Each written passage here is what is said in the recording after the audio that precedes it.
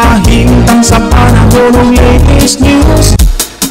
Diyan sa tuloy niya, Pag-asa Mactan, pinagi ni Ma'am Ana Dumdum. Ma'am Ana, good morning.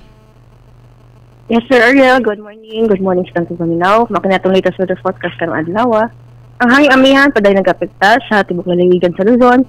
And ang easterlies or init ng hangin gikan sa dagat Pacifico ay nakapektar sa nahabiling bayan sa atong nasod. Ug diri po sa Visayas, sakip na Sugbo. Ug sa atong forecast weather condition, ang Visayas makasingati pa nagsumok panganurot. Nandun na sa mga umuna kalangitan, adun na tayo chance sa mga patak-patak mga pag-ulan o taning mga rain showers or thunderstorms, especially sa hapon o sa kagabion, dalaan ni easterlies. Para sa hangin o kadagatan, hinay ito sa kasarangan ng hangin, higitad sa amihan ng sidlakan, ang makusulati sa tibok Visayas o ang kadagatan, maninawon ito sa kasarangan.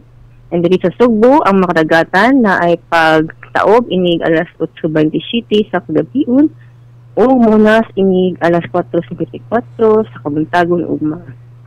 Temperature forecast ng adlaw na sa 26 na sa 31 degrees Celsius.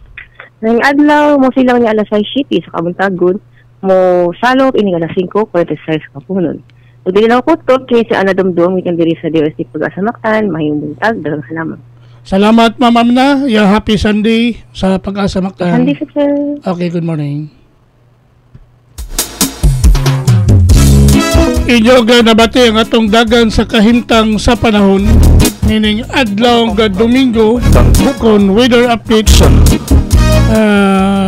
sa adlaw nga Domingo bulan sa Enero pizza 26 tuiga 2025.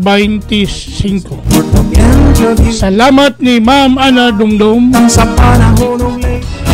og mayong buntag sa Pag-asa Mactan. Bawang ang kubrahin ang siya. Ang paminaw sa'yo sa kabuntago.